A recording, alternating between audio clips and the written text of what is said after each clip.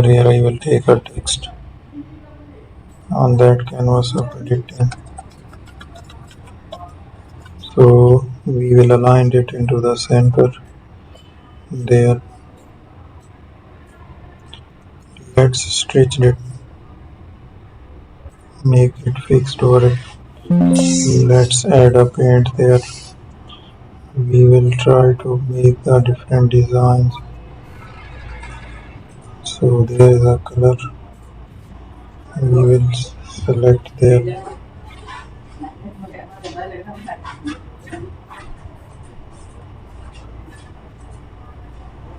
And then we can use the different options on it.